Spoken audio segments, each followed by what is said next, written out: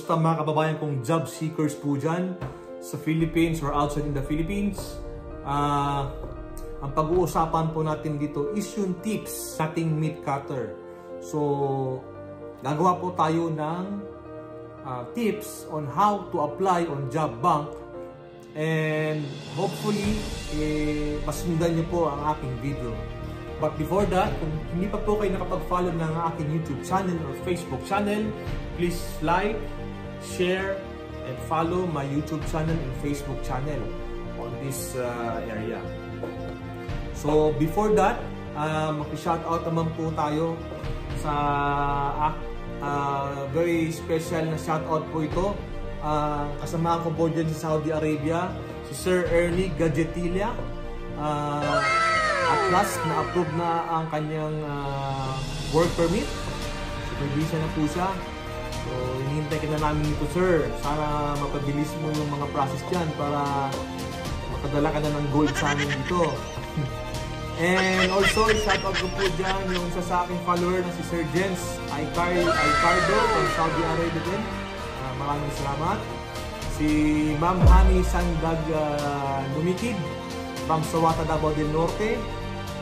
Daghang salamat sa inyo, ma'am, sa pag-follow sa akong YouTube channel.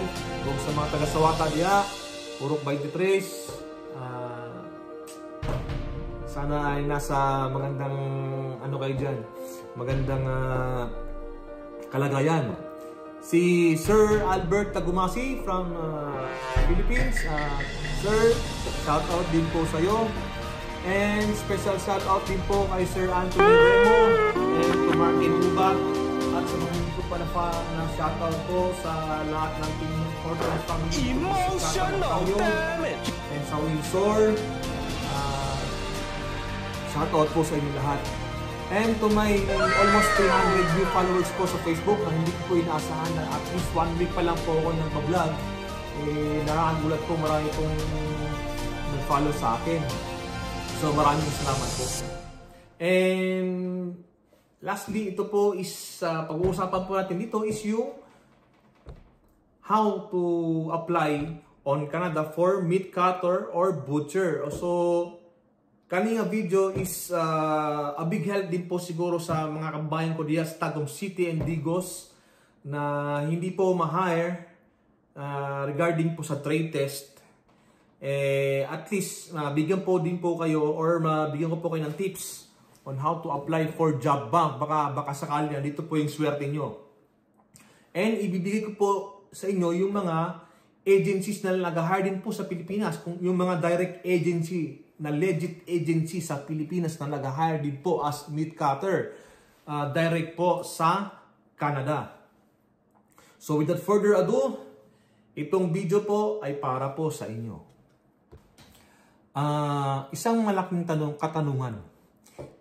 Ako, experience ko po ito sa Tagum City nung nag-training po ako as butcher dyan po sa Tagum City.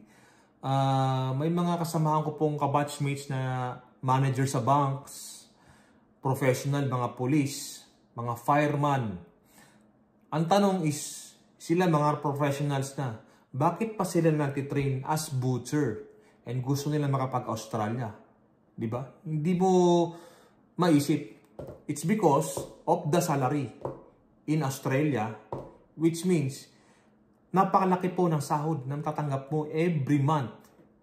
Also din dito po sa Canada, ganun din, same. According po sa catalent.com, ang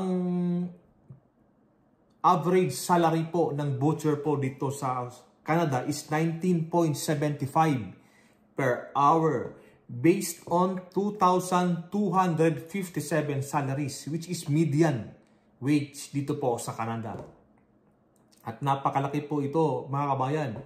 Kaya po, yung mga kasama ko po dyan, kahit mga professionals na po sila, naiinganyo po silang mag-train and mag-acquire ng new skills, and hopefully matanggap din po sila as butcher sa ibang bansa.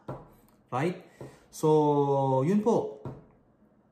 And mostly, kung ito average lang po ito, 19.75.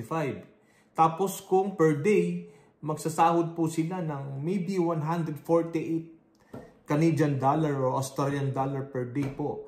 Yun po yung sahuran dito sa scale na ito.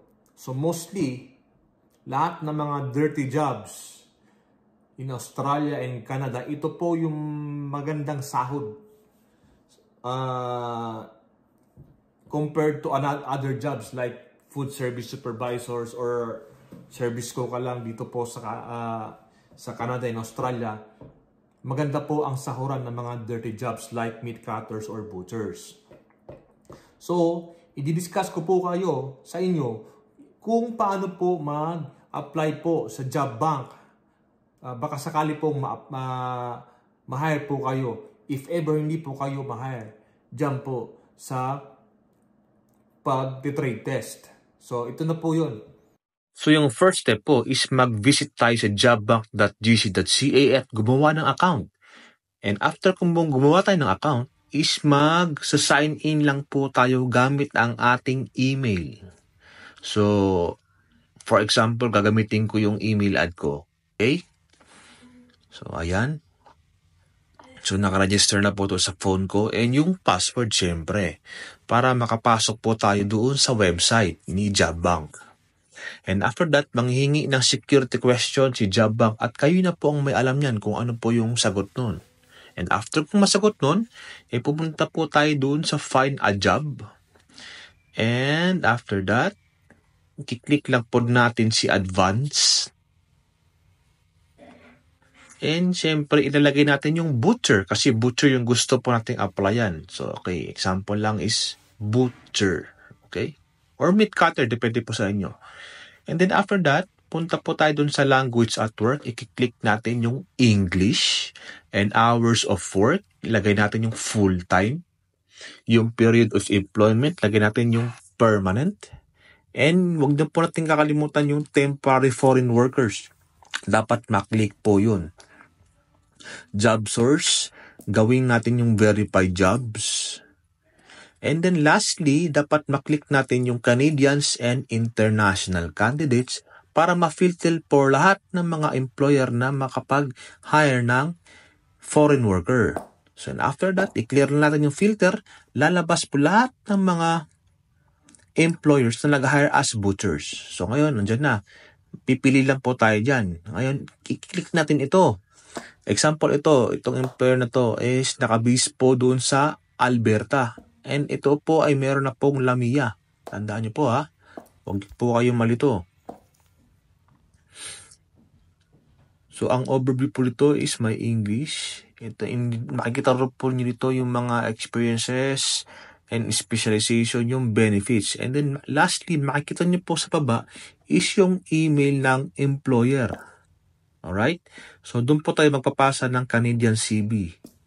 Then again, sige, try natin ulit mag-apply sa ibang employer. So, ito po ay naka-base po sa British Columbia. And meron po siyang sahod ng offer is $23 per hour. So, yung overview po niya is education. Pwede kang high school graduate basta marunong ka mag-butcher. And i-click mo yung show how to apply. And after that, lalabas na po yung email ad ng employer. And dito po kayo magsisend ng inyong Canadian resume. So, ayun lang po mga kabayan. Madali lang po mag-apply dito po sa website ng Jobbank. So, sana po ay makatulong po ito sa inyo. Maraming salamat.